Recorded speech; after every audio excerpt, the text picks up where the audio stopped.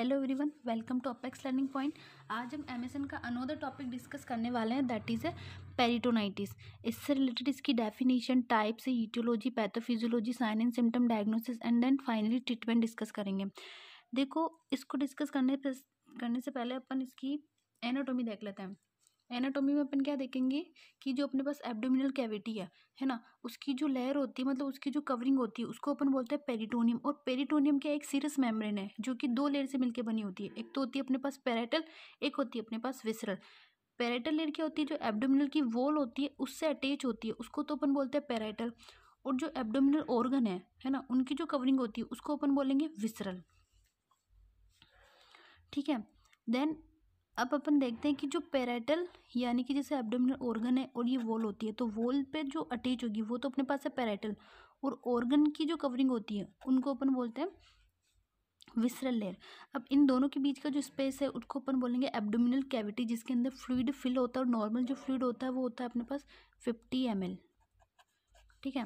अब ये तो हो गया, इसकी थोड़ी सी एनाटोमी हो गई है ना। अब अपन बात करते हैं पेरिटोनाइटिस किसे बोलते हैं। पेरिटोनाइटिस कंडीशन ये है कि पेरिटोनाइटिस यानी पेरिटोन, पेरिटोन का मतलब होता है पेरिटोनियम कैविटी से रिलेटेड है, यानी एब्डोमिनल कैविटी से रिलेटेड है, पेरिटोनियम लेयर से रिलेटेड है। और आइटिस का मतलब इन्फ्लामेशन। तो होता है क्या है कि इन्फ्लामेशन हो जाता है पेरिटोनियम के अंदर, है ना। एब्डोमिनल की जो कैविटी है, जो वॉल्स है, जो दोनों लेयर है पेराइटल और विसरल, उसमें इन्फ्लामेशन हो जाता है। तो उसकी डेफिनेशन की बात करते हैं तो क्या है कि इट इज़ एन एक्यूट और chronic inflammation in the peritoneum.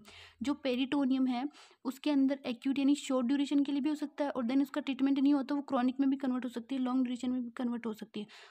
वो इन्फ्लामेशन हो जाता है पेरिटोनियम के अंदर, उसको अपन बोलेंगे पेरिटोनाइटिस। अब अपने को ये दो टाइप में देखने को मिलती है, एक तो प्राइमरी पेरिटोनाइटिस, एक होती है सेकेंडरी पेरिटोनाइटिस।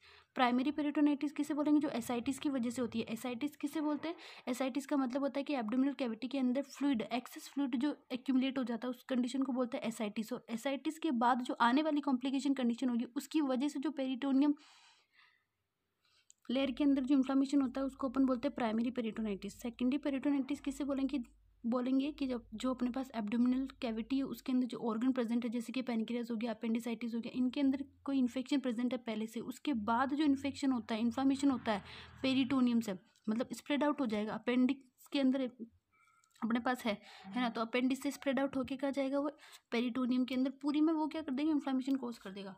तो वो जो इन्फ्लामेशन होगा, वो जो इन्फेक्शन होगा, उसको अपन बोलेंगे सेकेंडरी पेरिटोनाइटिस।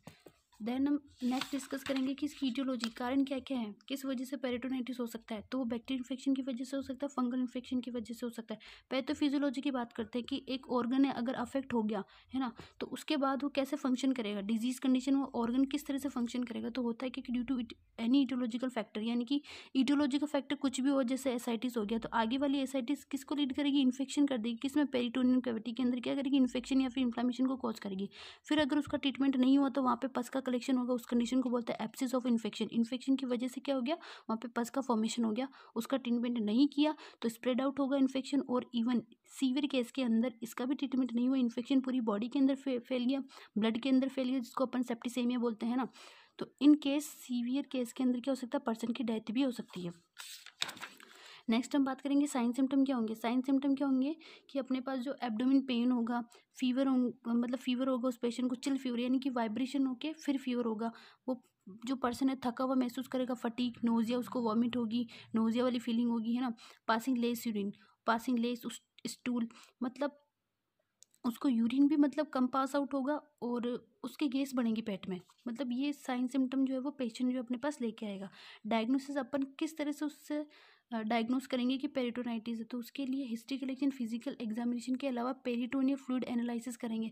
एक प्रोसेस होती है पैरासिंथेसिस, डॉक्टर करता है इस प्रोसेस को। इसमें क्या होता है कि एक नीडल, थिन नीडल होती है, उसका यूज़ करते हैं, उसके थ्रू अपन के पेरिटोनियम के अंदर उसको इंसर्ट करेंगे और वहाँ से फ्लूइड निकालेंगे। फिर उस फ्लूइड की एग्जामिनेशन होती है, ठीक है। ब्लड टेस्ट करवाएंगे जिसमें WBC का लेवल बहुत ज़्यादा हाई आएगा। इमेजिंग टेस्ट करवाएंगे, इमेजिंग टेस्ट के अंदर एब्डोमेन का एक्सरे करवाएंगे। एक्सरे क्यों करवाएंगे, ताकि जो पेरिटोनियल कैविटी के अंदर एयर फिल है या फिर गैस फिल है, इससे पता लगा पाए। फिर अपन USG परफॉर्म करवाएंगे। USG क्यों करवाएंगे कि जो भी मतलब डैमेज्ड एरिया, उसकी लोकेशन को फाइंड आउट करने के लिए अपन USG करवाते हैं। फिर देन फाइनली अपन बात करते हैं ट्रीटमेंट की। तो ट्रीटमेंट में अपन क्या देंगे, एंटीबायोटिक देंगे। बीटा लैक्टम एंटीबायोटिक होती है, जैसे पेनिसिलिन हो गई, एम्पिसिलिन हो गई, एटसेट्रा। ऐसे ये अपन ट्रीटमेंट के तौर पे दे देंगे। फाइनली अगर इससे ट्रीट नहीं होता है तो अपन लास्ट में सर्जरी करते हैं, जिसमें लेप्रोटोमी करते हैं। लेप्रोटोमी में क्या करेंगे, अपने पास जो अपने पास ये जैसे कि एब्डोमिन है, तो डॉक्टर क्या करेगा कि बीट मिड लाइन के यहाँ पे इंसिजन क्रिएट करेगा।